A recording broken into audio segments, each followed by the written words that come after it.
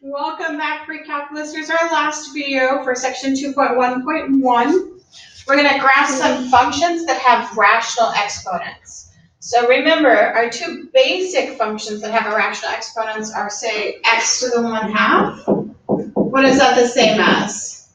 Square root of x. We know that graph looks like this, right? And then we've got x to the 1/3. We learned that one last year as well, right before Christmas, so you may not remember it quite as well, but we've talked about it once this year. That's our cube root function. Functions with rational exponents are a little bit harder to just pull out of thin air. One way to do it, if it's something that's raised to like a 1/2 power, it's going to look like this. But then think about x to the 2/2. What would that be? That's just x to the 1st power. And that's this line here. Y equals x, right? And then what would x to the 3/2, or in this case 5/2, look like?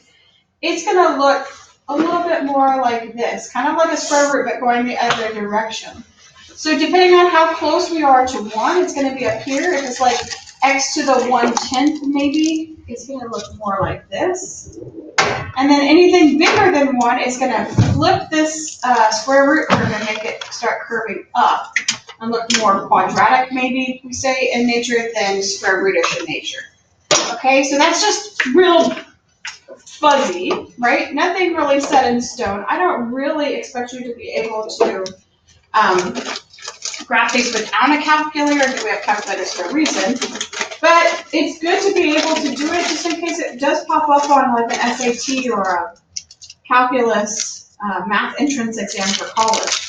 So here's x to the 5/2. That's bigger than 1, so it's going to be bigger than my line, right? And it's going to get closer to x squared. Remember, x squared would be 4/2, because 4 divided by 2. And this is x to the 5/2, so it's not even going to be as fat as a parabola. It's going to be even skinnier than that. So x to the 5/2 is going to look more like, that looks really parabolish. So probably even hug closer to the line there, the y-axis. So let's look at it in Desmos to get a real pretty picture, now that we've made our best guess. And so that's what it looks like in Desmos. Compare that guy to just say x squared, and you see how it is a little bit, I can't draw on this, but it's a little bit skinnier and hugs to the y-axis a little bit more than x squared. All right, so that's what it kind of looks like. For our domain, what's our domain going to be? Same as our square root, right? From 0 to infinity. What would the range be? Again, same as square root, 0 to infinity. So x's start at 0 to infinity, y start at 0 to infinity. Notice we're including 0 now because we do have this point at 0, 0. All right, our x and y-intercept is the same. We only have one x-intercept, and it's the same as the y-intercept. These guys are both 0, 0. What is our end behavior? Well, do I have any left end behavior? Do I have behavior as x goes to negative infinity for this graph? No, it does not exist, because x doesn't go to negative infinity. But we do have right end behavior. What happens when x goes to positive infinity? Our y's are going up to positive infinity. All right, is this guy continuous? Well, it's continuous on its entire domain. I can't say it's continuous on all real numbers because I don't have anything happening over here, but I can say it's continuous on 0 to infinity. So on its domain, it is continuous. No asymptotes, no holes. Is this guy increasing, decreasing? Hopefully you're saying it's increasing, Ms. Harris. As we go left to right on my graph, it's increasing. Don't forget, we can't say 0 is either increasing or decreasing. So it's increasing from 0 to infinity. The graph is getting bigger. Where is it decreasing? Nowhere, right? No decreasing intervals. Is this graph even or odd? Well, this graph is none of the above. It has no symmetry, so we'll just say neither even or odd. All right. Look at B. Oh, what's special about B? Actually, let's see. Yeah. What's special about B? Now we've got x to the 2/3 power. So typically this would look something like a cube root function, right? But this negative is putting it in the bottom. So this should be 6 times 1 over x to the 2/3. And what that does to the bottom is it turns it in rational in nature. So this piece up here comes like this. And this piece down here flips like this. Now, I think I might be completely lying to you. I think I'm trying to make an overgeneralization here. Let's see what it looks like for real. We put in a 6, and then it's what? X to the negative 2/3.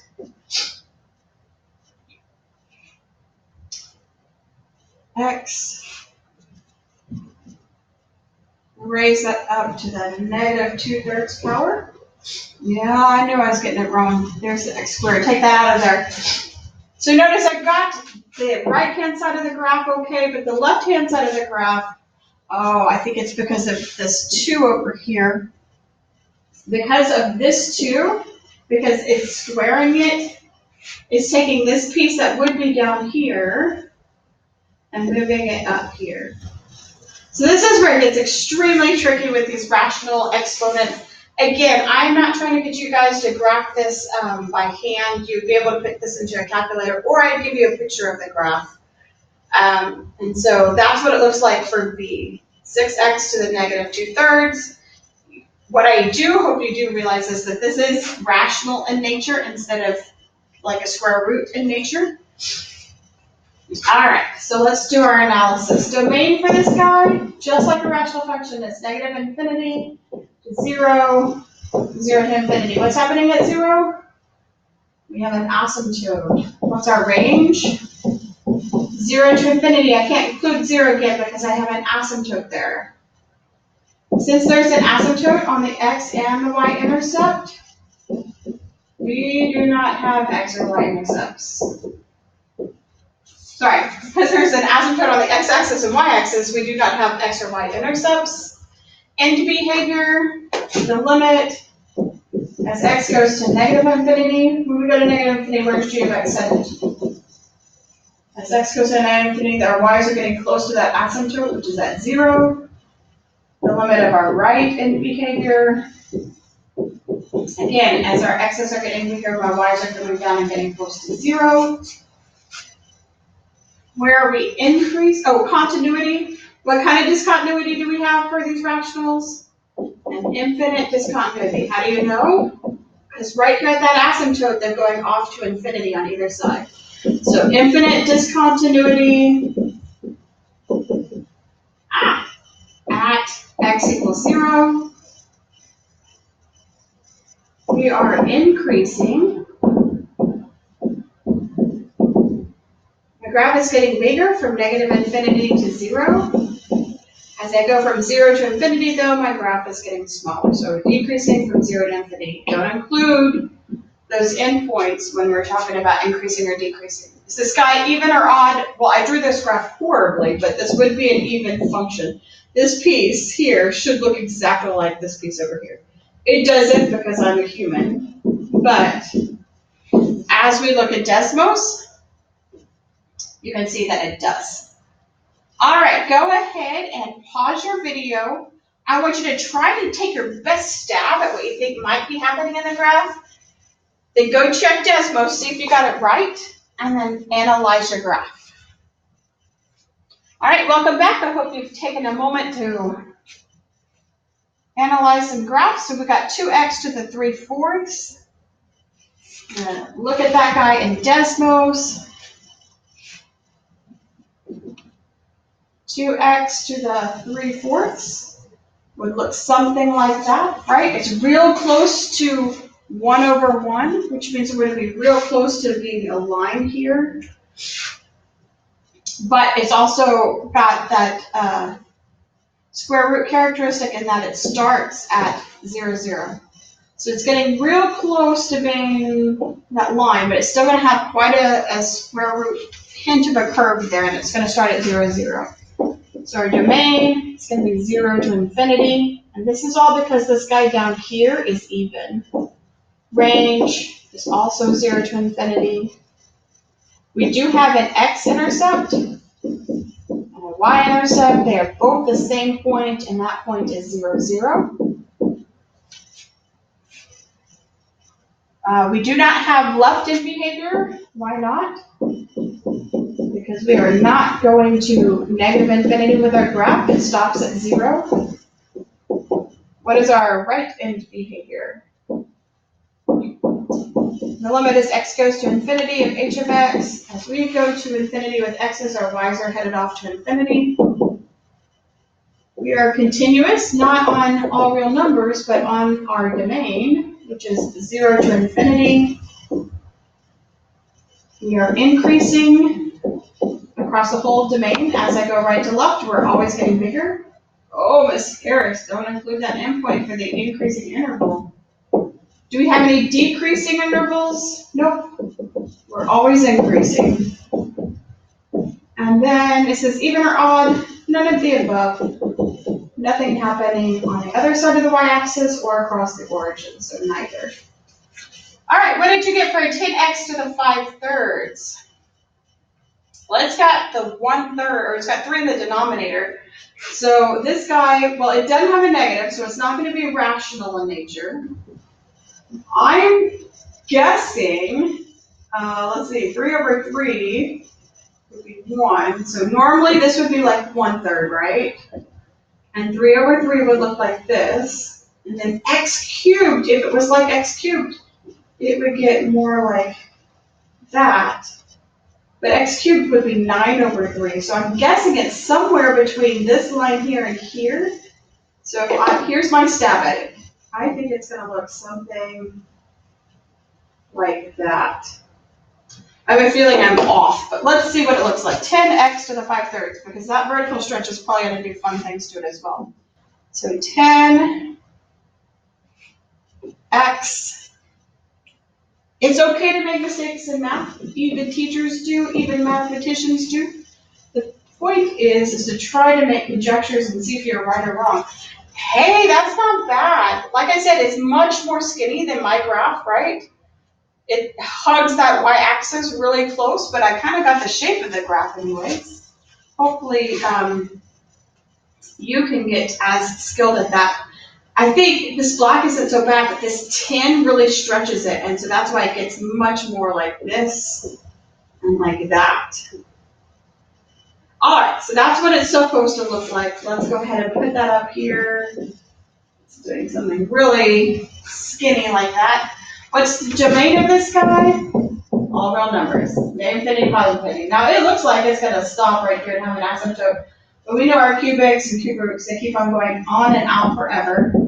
Range is the same. It's easier to see the range on here that we're going down and up to positive infinity. We have one x-intercept and one y-intercept. This time they're the same. It does exist. We go through this point 0, 0. The limit as x goes to negative infinity. Like I said, it's harder to see this. This is I of x. Who named that this? As x goes to negative infinity, this guy's going to go down really fast to negative infinity. My right-handed behavior is x goes to positive infinity. We're going to go up to positive infinity real fast. We are continuous on the entire function, so continuous on negative infinity to positive infinity. No poles, no asymptotes. Increasing or decreasing? This guy is always increasing, so we're increasing on negative infinity to positive infinity, which means we are never decreasing. The increasing interval is none. And is this guy even or odd? It is getting rotate this piece around the x-axis, or around the origin, and bring it down here, it'll look like that. So it's an odd function. All right, that's it for these guys. I know there's a lot to consume. Some of it you're really familiar with, but I know some of these rational exponent graphs, these are brand spanking new to you. You're going to want to wrap your mind around with it, play with it, graphing calculator a while until you get a really good idea of what it's doing. Have a good night. I will see you guys tomorrow.